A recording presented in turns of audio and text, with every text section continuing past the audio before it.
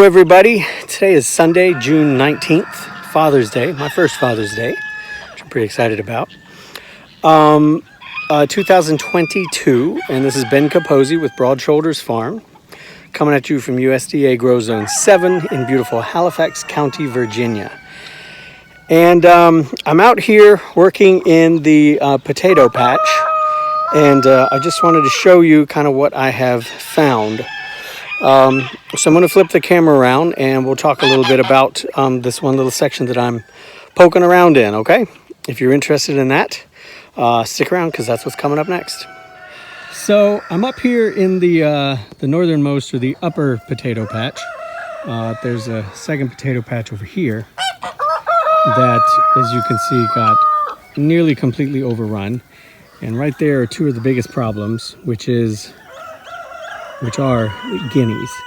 Despite the good fencing, which wasn't intended to make anything, guinea proof or animal proof, I really thought it would discourage more of them, but routinely the guineas hopped in and just created a lot of foot traffic, which is not good for many crops, especially not a root crop. So I'm dragging my feet getting over into that patch to take a look at it and see what's what. I don't have very high expectations for that. But over here, I have or had, may still have, much higher expectations. Just a few weeks ago, this whole thing was going gangbusters. I mean, these were, I would say, lush.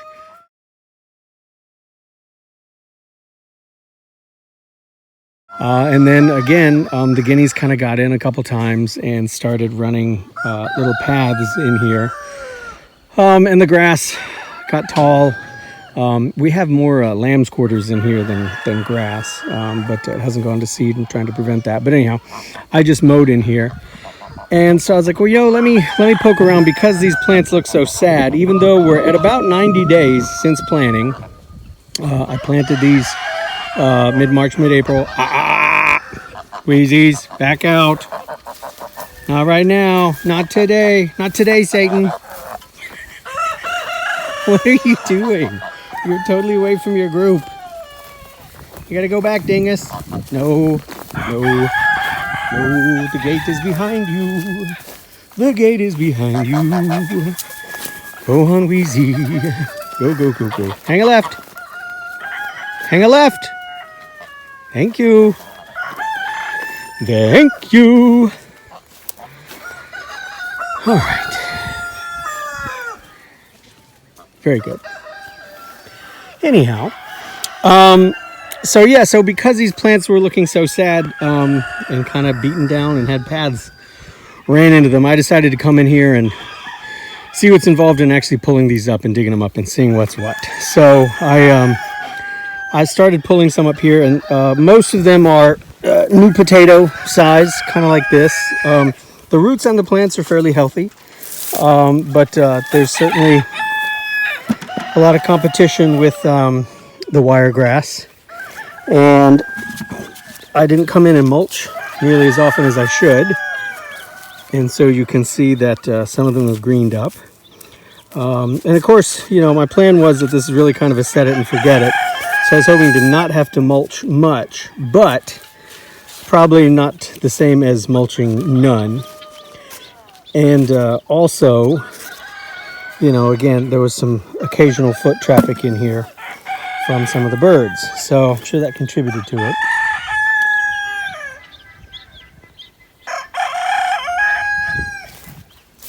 Hold up just a sec. You guys hear what I hear? I hear a gosling in distress.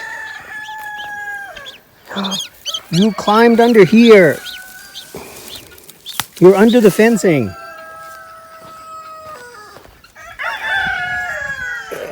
I may not be able to get... All right, I'm going to have to turn the camera off to rescue this special little bird. Hi. Oh my gosh. Be right back, y'all. So this little character is one of two waterfowl that hatched out last week. And seem to have not really bonded with the mom or the dad or any parent. So the gaggle of geese did not get overly concerned when they left this one behind because they're not too concerned about him or her. So I'm going to go put her back in the duck house and near the duck who raised her. I honestly don't know if this is a duck or a gosling. I think it's a gosling, a duckling or a gosling, but anyhow, let me put him or her back and I'll be right back.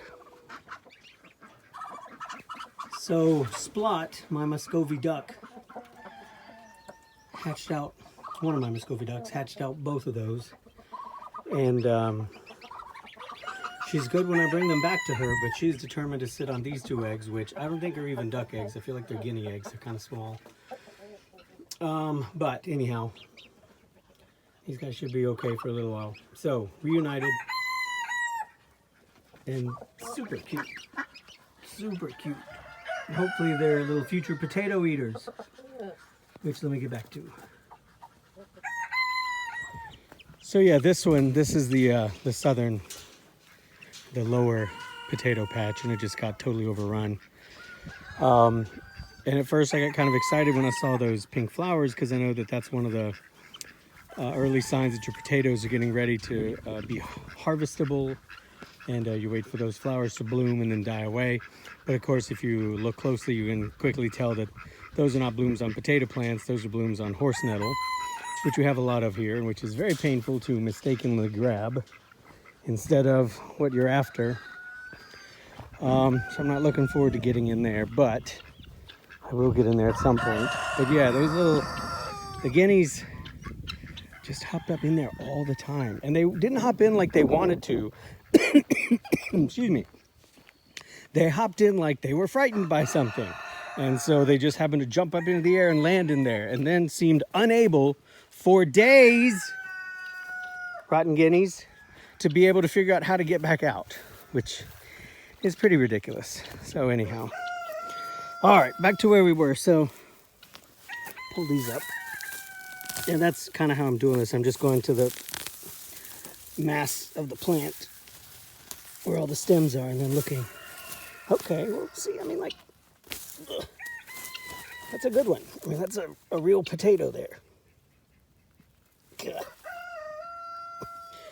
So real, I can't even get it out.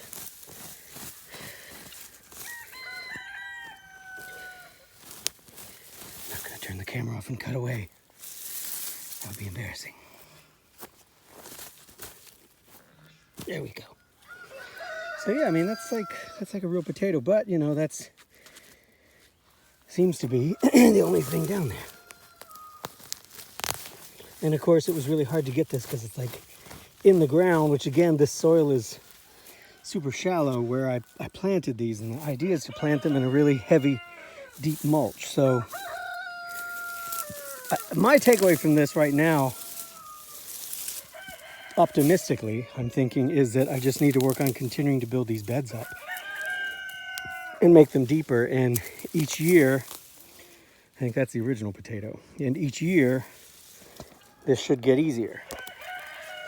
But other folks who've grown potatoes, especially in a method like this, is that a reasonable assumption? Or am I just, kind of tilting at windmills here, and this is not really a reasonable plan for me to pursue? I feel like it is. There's a good amount.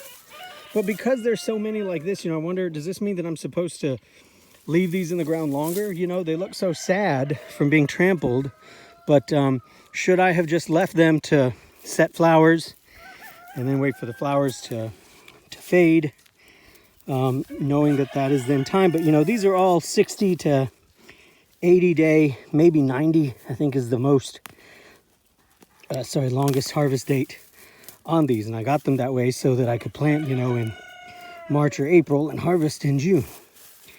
And here we are, middle of June, and this is what I'm doing. So anyhow, there's a little update for where we are. Right now, not really an impressive haul, not really impressive results, but This bed right here, again, this was some of the most shallow soil area to work with.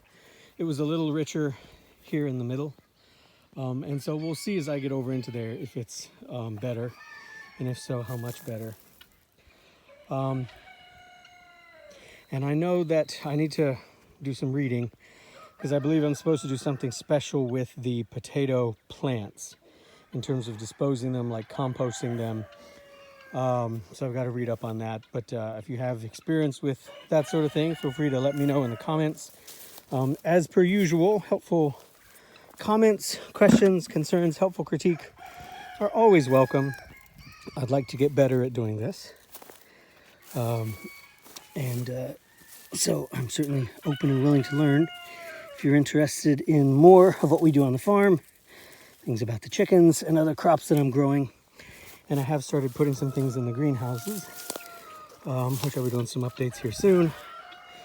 You can follow the farm at Broad Shoulders Farm on Facebook and Instagram.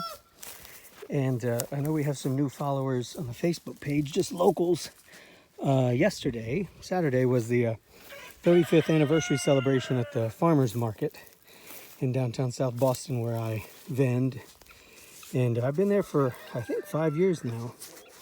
And anyhow, it was good. I made close to 100 muffins on Friday night. And I sold like 91 of them, which is pretty good. So that was very helpful for paying the bills and whatnot. But that's like a different labor stream or income stream, you know? Not necessarily related to getting out here. Well, not at all related to getting out here and planting seed potatoes in the wiregrass. So there's the first update on this patch's progress. The next thing to do, I'm thinking, is to come in here and I'm going to add some more straw or hay and compost, but I want to set this out to millet and sunflowers and get a bunch of squash going in here as well, some winter squash, because I think squash may be, at this point, the more reliable crop than the potatoes. You know, we'll see. And certainly the return on investment may be even better with squash. You know, a pack of squash seeds is, you know, maybe $3, $4, depending on the variety you're working with. Whereas, and the haul could be quite a bit, though not to completely, sandbag the potatoes. I mean, we got 50 pounds for $24, $25. So we'll see how it goes. I will keep you posted. And thanks for tuning in. I'll talk to you later. Bye-bye.